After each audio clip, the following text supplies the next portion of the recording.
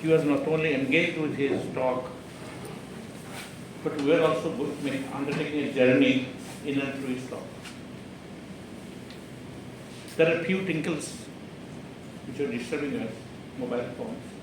Despite our request, certain tinkles were there. Otherwise, we were fixed, focused on his talk. Let us call it a day. It is a great day for all of us. Because we listen to things which are relevant for all of us who love humanity and who want to see a better future, which is possible through the right type of education. In 12 minutes, it's not that many. First of all, he drew our attention to the fact that there was a time when humans were not there. Humans were yet to step into this planet. There were animals, remember, there are many animals, but human arrival is a recent, relatively recent. But those human beings who looked like animals, lived with animals and in the midst of animals, because of their intelligence, because of something, some special endowment in them, they progressed so much, and the progress could not be anticipated by the primitive humans. They could not think, imagine, visualize, envision that our descendants in future will explore the outer space. Then he said that whatever evolution is taking place, it is being monitored, not only triggered but monitored by cosmic intelligence. We had a very good talk by one Swamiji in Puri. He said, if something is being spoken, there must be a speaker. If there is an action, there must be an agent. So whatever is taking place in the cosmos, he was trying to map the, he said that the things that we are yet to discover are much less than what we have discovered. Our Voyager has gone only some billion, trillion kilometers they have covered, but whatever is the observable universe, much remains behind. So say that if this is being done in a very orchestrated, systematic way, there must be an agent. Because everything takes place as per the precise, planets and satellites, they go in a precise orbit and with the velocity, fixed velocity, so that you can predict the relative positions of the planets 100 years ahead. Now, such a very uniform, ordered universe could not be the result of an accident. So he says that you go back and back, you arrive at a cosmic nucleus, which monitors the evolutionary process of which we are part. Then he was talking about decoupling of intelligence and consciousness. So we have developed, wonderful technologies, robots which are going to replace man. The function of the robot is much superior than human beings have created it. A calculator can calculate much faster than human mind which is created. Now he was trying to say, even there are robots in Japan, in France, who can also respond if you don't behave properly. They have an emotional response like human beings. But say that robot is not self-triggered. There is a human being behind, there is a consciousness behind. So, whatever may be the nature of the robotic technology, but they cannot replace human intelligence because human intelligence has brought the robot into action. There is a decoupling of intelligence and consciousness. Intelligence has its function, but the intelligence, as towards the last part of the lecture, is saying that is the body.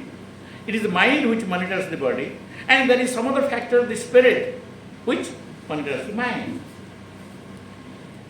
The physicality should not control mind. Mind should not control your spiritual well-being. It is the reverse, that the spirituality, that is called Satman. He says that what I am doing now is mind is watching. I am raising my hand, I am scratching my head. So, who is watching the mind? And he says that there is a consciousness. So the famous example which you have discussed, there is an insect and there is a frog.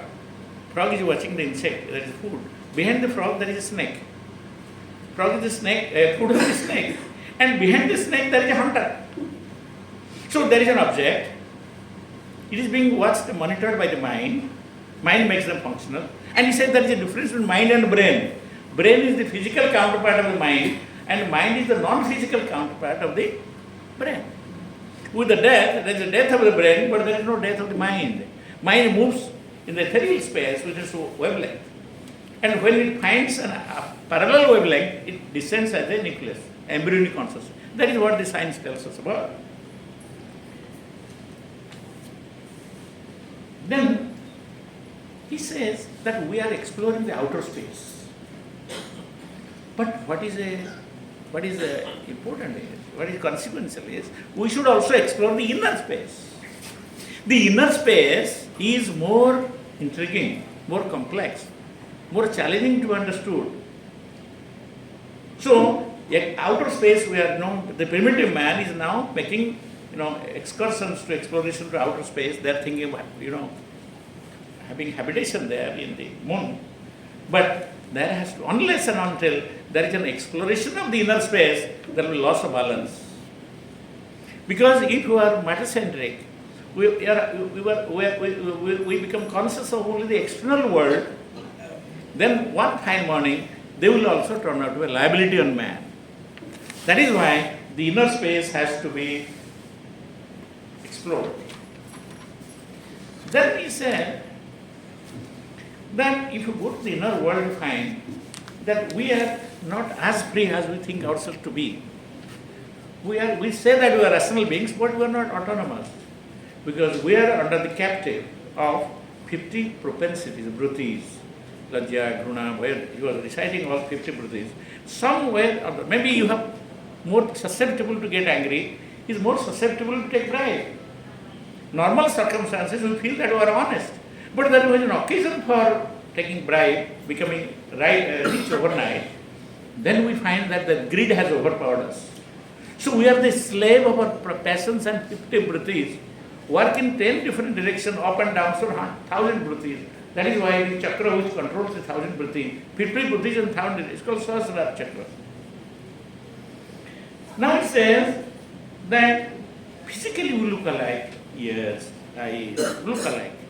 But each man, many scientists are here, or Vice Chancellor, many people are here.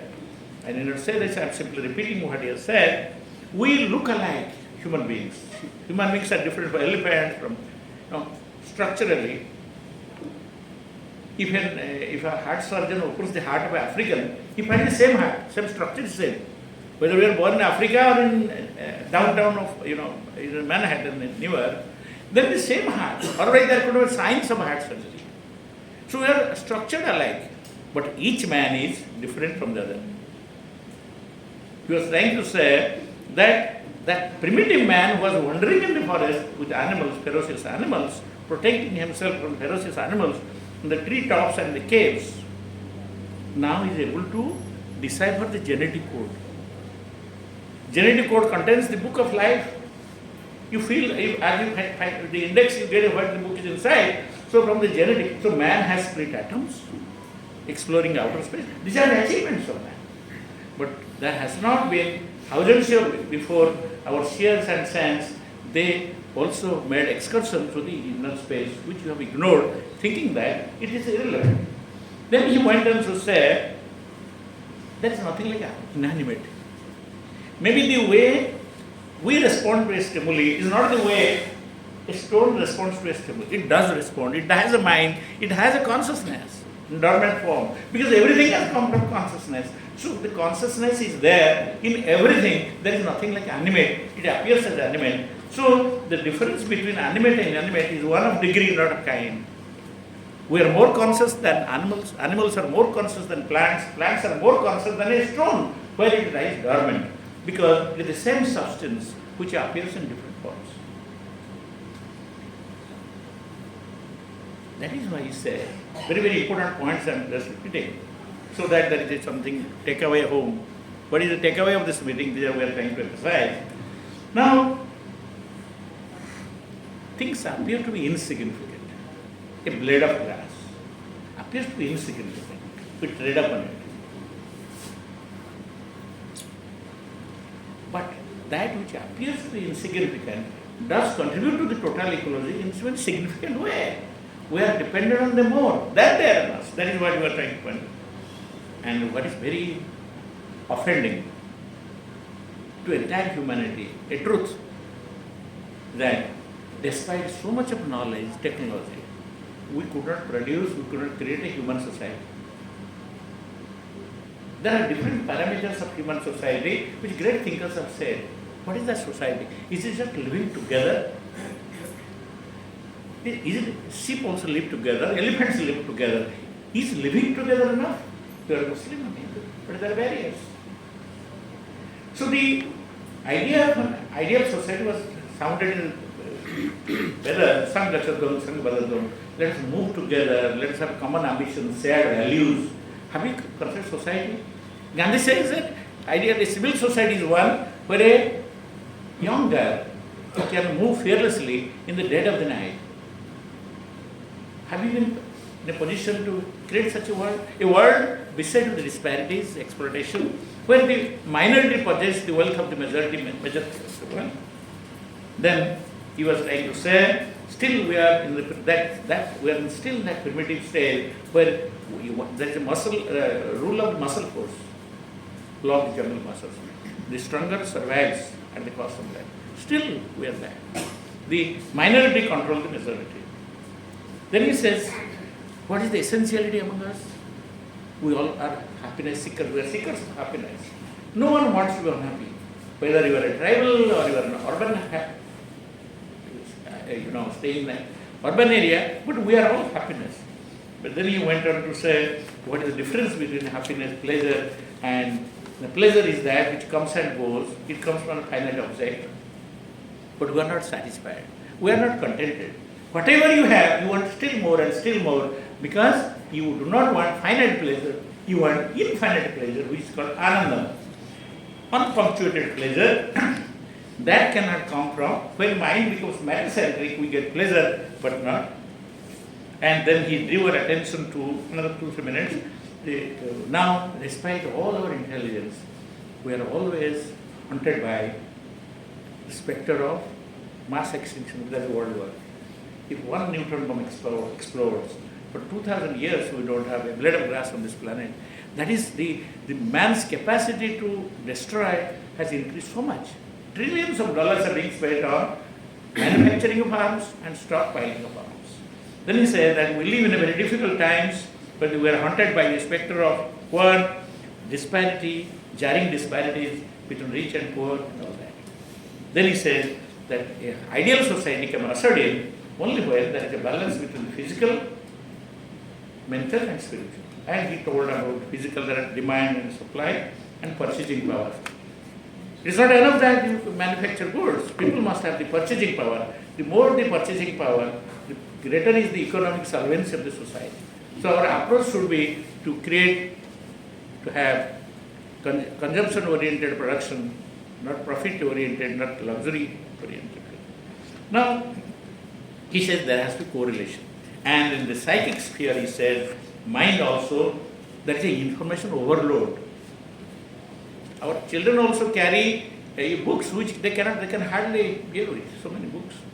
And there is information overload because you have access to the global corpus of knowledge called Google, Mr. Google, there is information overload. And he says, but scarce is the attention, I'm quoting him, scarce is the attention. We do not know what to concentrate. We are with everything. And our time goes, we get addicted to gadgets. Many of our youngsters, most of the time they spend in gadgets and they become gadget addicts. He said that the education landscape, I'm quoting him, education landscape is changing. Now the challenges today also create challenge for the educationists how to reformulate the syllabus, the method of teaching. Educational, and we should have deeper understanding of the interrelatedness of things. It's a very, very important, profound observation by Acharya. He said, things don't appear to be, my hand appears to be different from my leg, different from my kidney, but they work in coordination. So a good, adequate understanding, holistic understanding of the body is possible only when you understand how they function together. It's a coordinated system. He said, this is education to depart a deeper understanding of things and being. The world, or even a blade of grass, they say, even in that book, a small plant in the ocean floor, the growth of a small plant in the ocean floor is triggered by the moon in the sky. How distantly they are located, but how intimate is the relationship. So that plant in the ocean floor has growth only in the bright, fortnight. So everything is related to every other thing. This interrelatedness of things and beings, that also education. Now then we went on to say that technology can be used and abused as well. So we need a technology, the same which has a human face. So techno-ethics, this is a new field emerging, great challenge for the technocrats, for the scientists, technocrats, how to integrate values into technology. If you do not do it, then the same nuclear power which could give illumination to every village can also destroy civilizations. The same knife can cut vegetables, cut fruit as well. Technology is purpose neutral. Technology is purpose neutral. Somebody said it tells you how to kill and how to heal, but it never tells you whether to kill and whether to heal, when to kill and when to heal. So science is rich in mechanisms but poor in purposes. He was drawing your attention to the necessity of incorporating values in the technology. Then he says in physical, in psychic plane, we should have the right awareness. Right awareness transforms itself, right attitude. He was giving the example that walking is good, but how many people like him do really walk in the morning?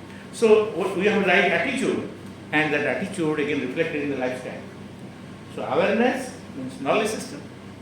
Then it creates an attitudinal difference. Then attitudinal difference will reflect itself in our behavioral manifestations.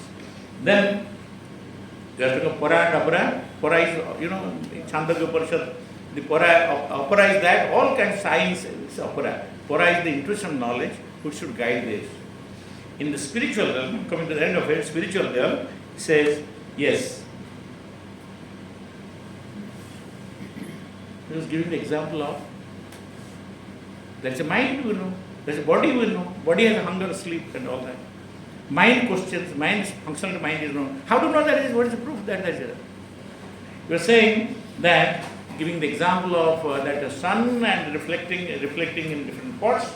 So in different spots, there are different reflections. Thus the same image in different mirrors, depending on the nature of the mirror, some it is red, some it is blue. The same flower is reflected differently in different mirrors because of the peculiarity of the mirrors, reflecting medium. Similarly, depending on the peculiarity of the water pot, the same sun is reflected three different ways. That reflected sun is this Jivatma, and that reflecting principle is the Paramatma. And he says this subjective Atman is the subjective counterpart of the mind, and he talks about inner ecology, and he says Brahma Satyam Jagat Mithya, that is wrong. Jagat is not Mithya, it is relative truth. If somebody gives a slap, somebody exploits, if it is Mithya, then the exploits will continue. And the other way it is also wrong. It is not that Jagat Satya, Brahma Mithya, that is also. So the real truth is Brahma is Satya, this is the relative truth, because after this sojourn, then we are going to merge in the ultimate truth. Now, the educational system